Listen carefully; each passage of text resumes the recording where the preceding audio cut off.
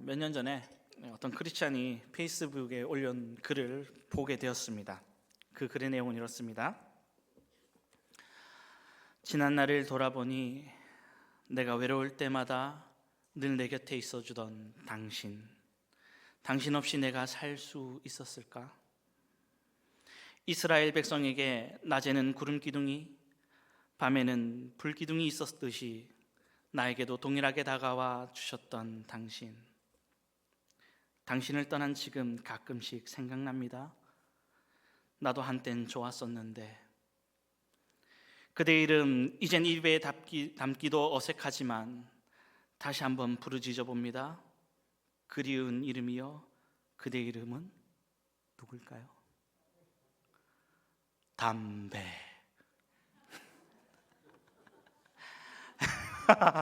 예, 그렇습니다. 네, 낮에는 구름 기둥이, 밤에는 불 기둥이 있었지만 이해가 되시죠? 네, 그래요. 우리가 흔히 이렇게 얘기합니다. 은혜 받았다, 혹은 은혜 가운데 산다라고 하지만 이 감정이 지속적이지 않습니다. 오래가지 않는다 얘기죠. 은혜가 떨어질 때 우리가 가장 먼저 느끼게 되는 것은 뭘까요? 우리가 은혜를 알기 전에 우리의 육신이 가장 편안했고 익숙했던 상태로 돌아간다라는 겁니다. 그렇죠? 왜 이 사람이 이런 글을 쓰게 되었을까요? 아마도 우리가 신앙생활을 하면서 느끼는 그런 솔직한 그런 감정이지 않을까 생각해 봅니다. 그렇죠. 또한 우리가 오늘 접하게 되는 이 마라와 엘림의 사건이 우리의 삶을 그대로 보여주는 것 같습니다. 우리가 인생을 살면서 느끼는 것 중에 하나가 그런 행복한 감정이 오래가지 않는다는 겁니다. 행복한 감정 오래가지 않죠. 그렇죠. 아무리 좋은 일을 겪는다 해도, 좋은 순간을 맞이한다 해도 그 순간은 너무나도 짧게 지나가는 것 같습니다. 그리고 그것을 잊어버립니다. 그러다 보니 행복이라는 것보다 내 삶 속에 다가오는 불행을 더 많이 보는 것 같습니다. 아마도 이스라엘 백성에게 감정적으로 가장 절정의 때는 언제였을까? 오늘 본문에 앞서 보게 된다면 홍해의 사건이 아닌가 생각해 봅니다. 그런데 오늘 본문을 보게 되면요, 이스라엘 백성들은 기쁨을 잊었습니다. 홍해에서 승리를 맛보고 또 그들을 쫓아오던 애국 군사들이 홍해 가운데 쓸려 나간 그 사건이 너무나도 놀라워서 이 본문 바로 앞에는 찬양을 부릅니다.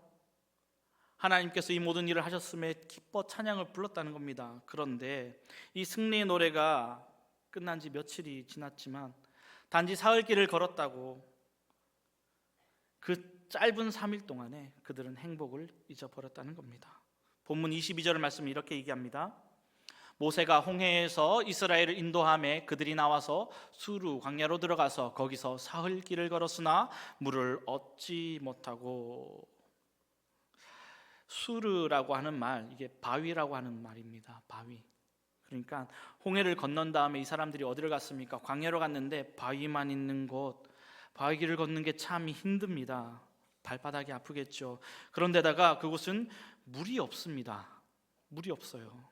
사흘길을 갔지만 물을 얻을 수가 없었다. 여기서 사흘길이란 딱 3일을 의미하는 것이 아닙니다. 이스라엘 백성이 애굽에서 가져온 물이 다 떨어질 때가 되었다라는 것을 의미합니다. 이 수르의 광야길을 걸어가면서 이스라엘 백성들은 그들이 의지했던 것들이 다 바닥나기 시작했다라는 겁니다.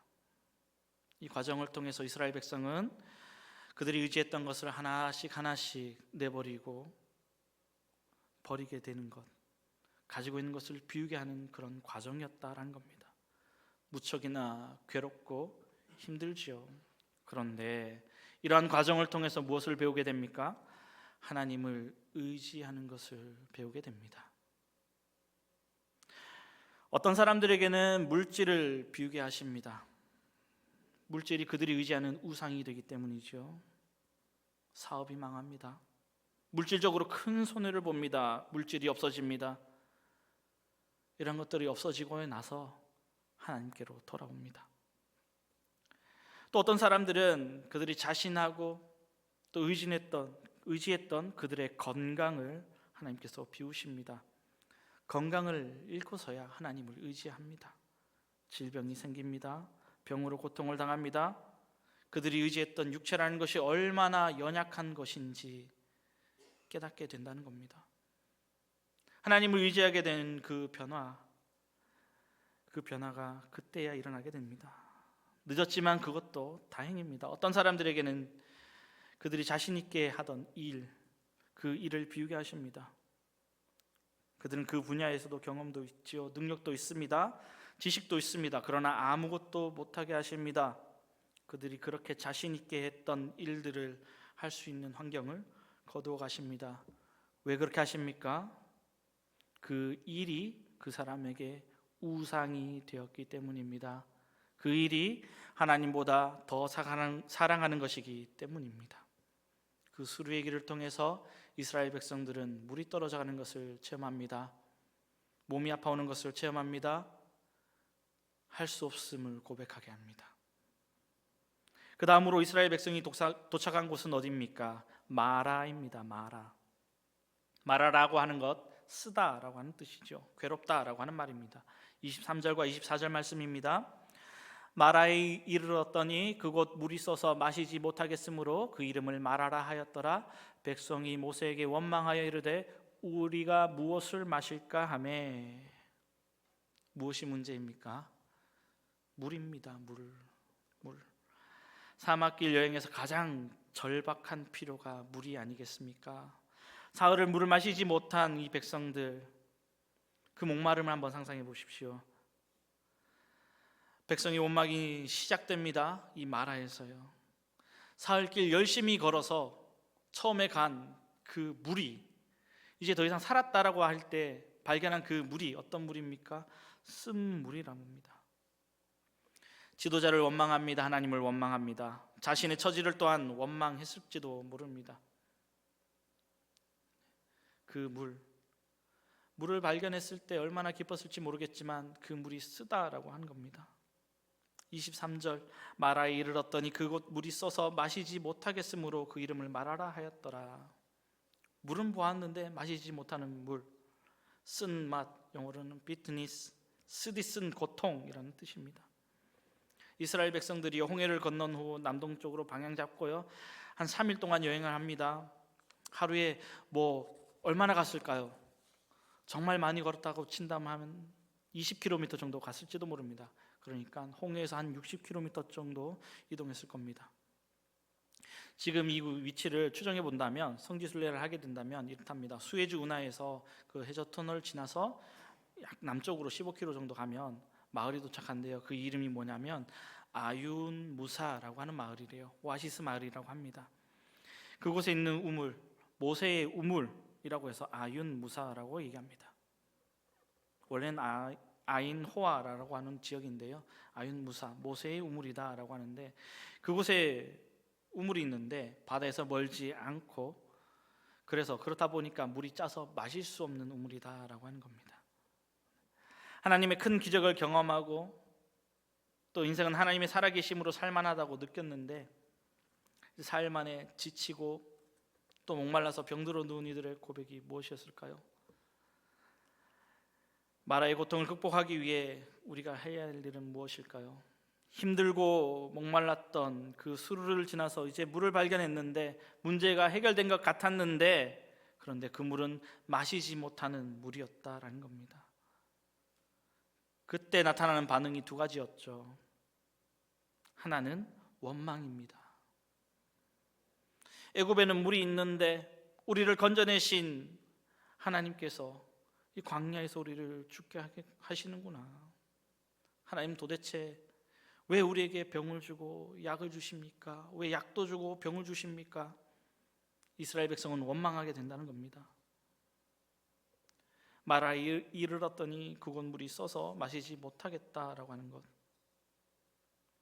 백성이 모세에 대해서 원망하여 이르되 우리가 무엇을 마실까 하며. 원망입니다. 감사는 짧습니다. 원망은 깁니다. 그런데 또 하나의 반응이 있습니다. 그것은 무엇입니까? 기도입니다. 하나님께 부르짖는 것입니다. 원망하는 이스라엘로 말미암아 모세가 하나님께 부르짖을 때, 기도할 때에 놀라운 일이 나타납니다. 그 쓴물이 단물로 변하는 기적이죠. 25절 말씀입니다. 모세가 여호와께 부르짖었더니 여호와께서 그에게 한 나무를 가르치시니 그가 물에 던지니 물이 달게 되었더라. 거기서 여호와께서 그들을 위하여 법도와 율례를 정하시고 그들을 시험하실세. 백성은 원망했고 모세는 부르짖어 기도했습니다. 그런 생각이 들지 않습니까? 지도자와 백성의 차이가 무엇인지 말입니다. 모세가 일반 백성의 지도자가 될 수 있었던 것, 마라의 쓴물 앞에서 기도했다는 것입니다. 그 상황에서 모세가 왜 하나님을 원망하지 않았을까요? 모세도 하나님을 원망하고 싶은 마음이 있지 않았을까요? 그렇기 때문에 부르짖었지 않았습니까? 그런데 원망은 백해무익합니다. 내 마음을 상하게 합니다. 도대체 하나도 이익이 되는 것이 없다라는 겁니다. 원망한다고 해서 그 상황이 변화되지 않습니다. 원망은 문제를 해결하지 못합니다. 그러나 기도는 다릅니다. 기도는 상황을 변화시킵니다. 기도는 문제를 해결합니다. 왜 기도합니까? 기도한다는 것, 단순히 앉아서 기도한다는 것을 의미하진 않습니다. 기도를 해야 우리가 무엇을 해야 하는지 깨닫기 때문입니다. 기도에 대해서 제가 좋아하는 표현이 있습니다. 기도는 이런 표현이 있죠. 발 달린 기도, 발이 달린 기도. 우리가 부르짖으며 하는 기도에 익숙해 있습니다. 그러니 부르짖고 난 이후엔 하나님의 음성 듣는 것에 별로 신경 쓰지 않는다는 겁니다. 내가 할 말 다 하고 내가 부르짖는 것 다 부르짖고 나서 그냥 그 자리에서 털고 일어섭니다. 그런데 모세는 어떻습니까? 그 부르짖음 이후에 하나님의 음성을 들었습니다.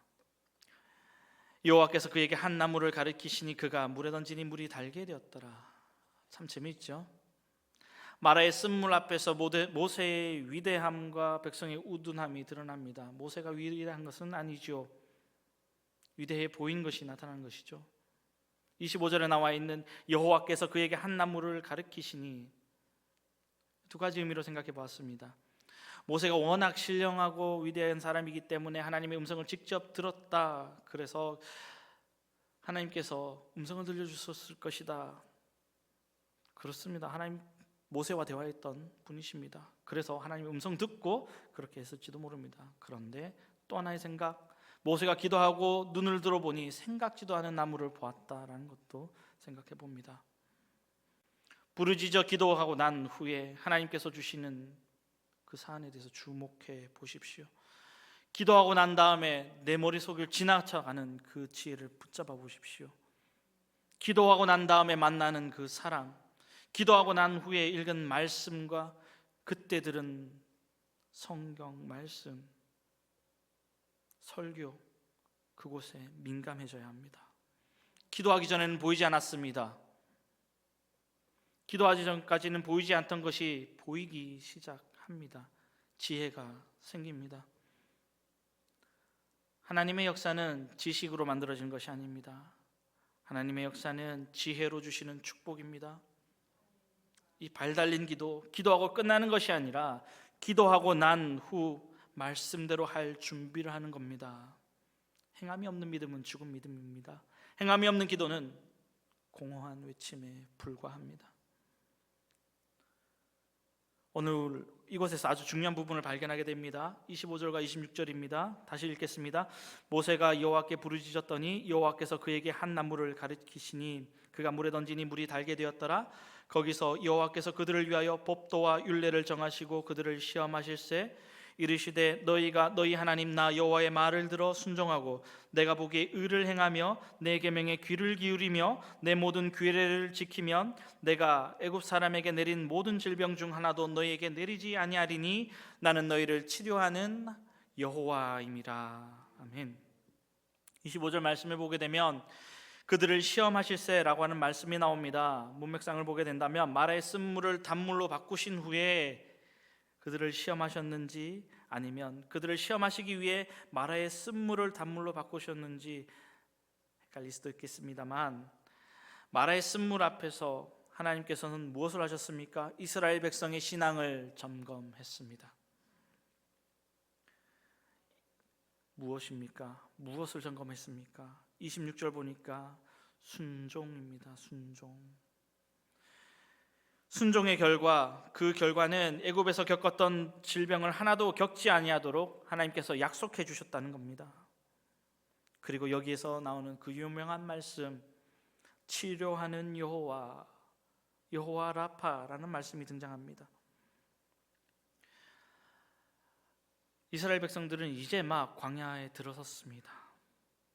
이 시점에서 순종을 확인하지 않고서는 그 긴 여정을 가기가 어려웠을 겁니다. 이스라엘 백성들 비록 노예 생활을 했다 할지라도 광야보다 풍족한 고센 땅을 떠나서 하나님과 함께 광야로 따라 나온 이유가 무엇일까요? 물질적인 안락함보다는 하나님의 백성으로 살아가기 위해서 나온 것입니다.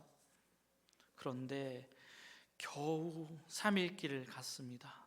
그 3일 동안에 불평하고 옛날 애굽에 있었던 일을 추억하게 됩니다. 다시 돌아가고자 합니다. 출애굽의 목적을 재확인하지 않을 수 없었습니다.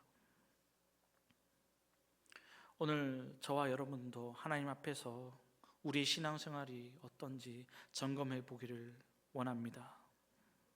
마라의 쓴물을 보고 이스라엘 백성이 불평한 이유가 무엇입니까?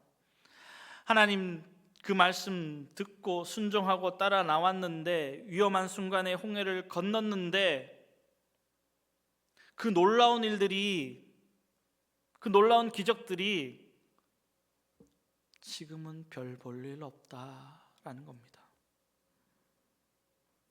이들은 하나님께 순종하는 것이 자신의 욕망을 채워주는 것이라고 생각했습니다. 하나님께 순종하면 이전보다 더 풍족하게 잘 살 것으로 생각했습니다. 그러나 하나님은 인간의 본성을 꿰뚫어 보고 계셨습니다. 진정으로 하나님의 율법에 순종하지 않는 자들에게 풍족함이란 독약과 같은 것입니다. 인간들이 얼마나 쉽게 타락할 수 있는 존재인가라는 것을 말입니다. 그래서 하나님께서 요구하신 것은 순종입니다.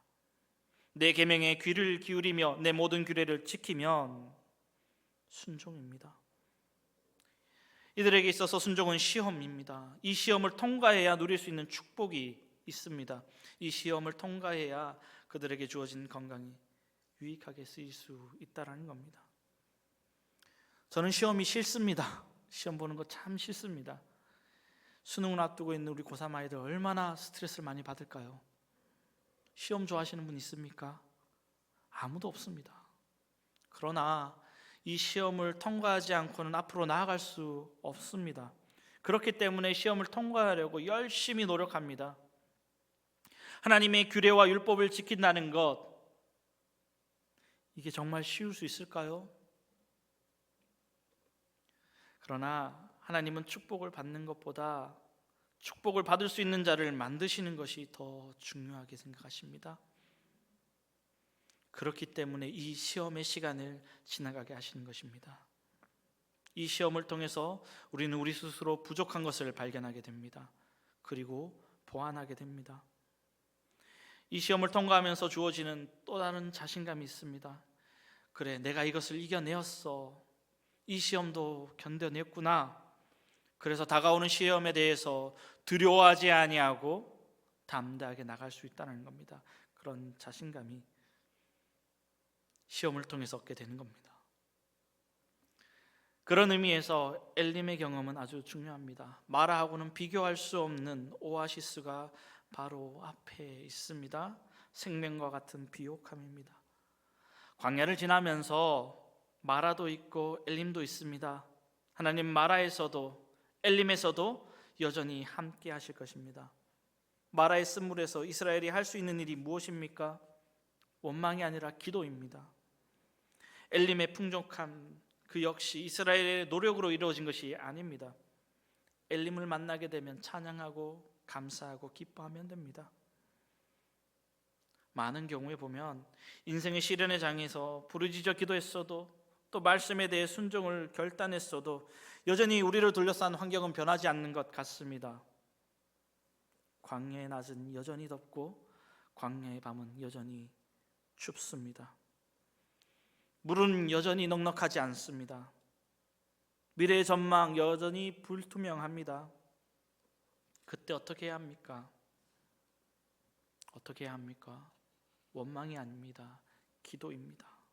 기도를 들으시는 주님, 말씀을 주시는 주님, 그 주님을 믿고 믿음으로 인생의 광야를 계속해서 걸어가야 합니다. 우리 인생길을 돌이켜보면 그냥 걸어온 것이 아닙니다. 하나님이 동행하여 주셨습니다. 마라의 순간에 하나님의 도우심이 있었다는 겁니다. 홍해가 열리던 그 광경을 잊지 말아야 합니다. 마라의 우물이 단물로 변하던 그 순간을 잊지 말아야 합니다. 이 기적의 주인이 여전히 함께 하신다면 믿고 따라가야 합니다. 그리고 주저앉지 말고 다시 일어나야 합니다. 일어나서 다시 약속을 땅한 순례를 계속해서 걸어가야 합니다. 이스라엘 백성이 마라를 떠나 남쪽으로 약 10km 정도 걸어갑니다. 그들이 도착한 곳이 바로 엘림입니다. 마라에서 불과 10km 떨어진 곳입니다. 이스라엘 백성들이 하루길을 가는 것이 20km라고 설교 초반에 말씀드렸습니다. 한나절 그 10km 멀어 보이지만 멀지 않는 그 길에 하나님은 엘림을 허락해 주셨다는 겁니다. 27절 말씀입니다. 그들이 엘림에 이르니 거기에 물샘 12과 종려나무 70그루가 있는지라 거기서 그들이 그 물 곁에 장막을 치니라. 이 정도면 아무것도 없는 사막에서 환상의 오아시스가 아닐까요? 물샘 하나도 귀한데 물샘이 12개나 있습니다. 그늘을 만드는 한 그루의 종려나무도 귀한데 12그루나 됩니다. 이 놀라운 오아시스가 풀과 마라에서 10km 떨어져 있다는 겁니다. 그런데 우리는 보지 못하지요. 하나님만 아십니다. 그것을 보지 못하기 때문에 불평합니다. 엘림이 보이지 않았기 때문입니다. 엘림이 보이지 않아도 하나님은 엘림을 예비해 주셨습니다. 엘림을 우리가 몰랐어도 하나님은 미리 엘림을 아시고 그리로 인도하셨습니다. 그런데 중요한 것은 그 엘림은 마라를 통해서 갈 수 있습니다. 그러므로 우리 삶 속에서 지금 나의 인생길 속에서 마라를 건너가시고 계신가요? 내 앞에 엘림도 반드시 있음을 기억합시다. 지금 내 삶 속에 마라 같은 쓰디쓴 쓴맛이 있습니까? 기도 가운데 하나님께서 달게 바꿔 주십니다. 조금만 기다리십시오.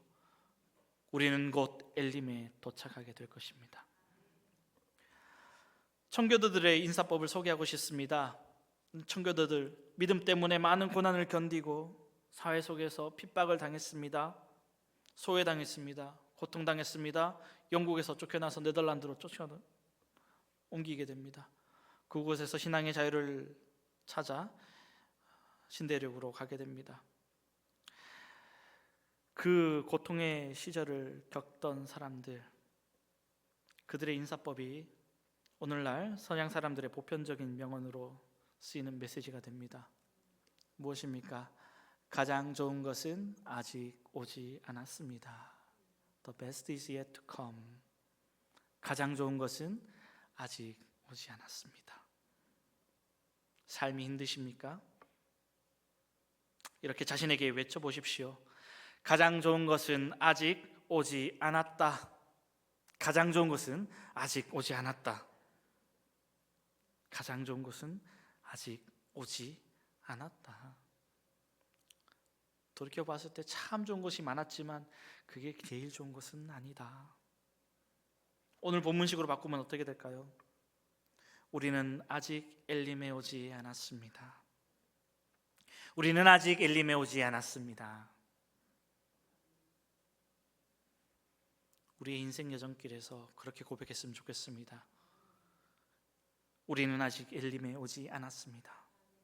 이렇게 오늘 우리는 마라에서 우리의 신앙을 점검하고 엘림에서 우리의 신앙을 확신하고 다시 광야의 길을 걷게 될 것입니다. 마라도 하나님의 계획 속에 있습니다.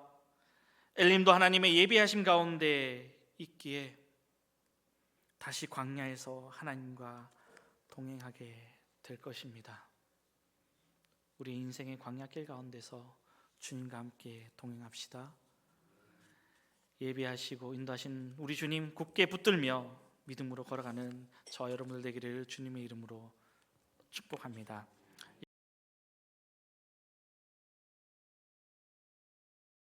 지금은 우리 주 예수 그리스도의 은혜와 우리 아버지 하나님의 한없으신 사랑과 성령의 교통하심이 광야를 지나며 마라의 쓴물 앞에서 좌절하지 아니하고 하나님 예배신 엘림을 기대하며 주님 앞에 다시 서기로 다짐하는 주님의 귀한 자녀들 머리 위에 지금으로부터 영원히 함께 하시기를 간절히 축원하옵나이다. 아멘.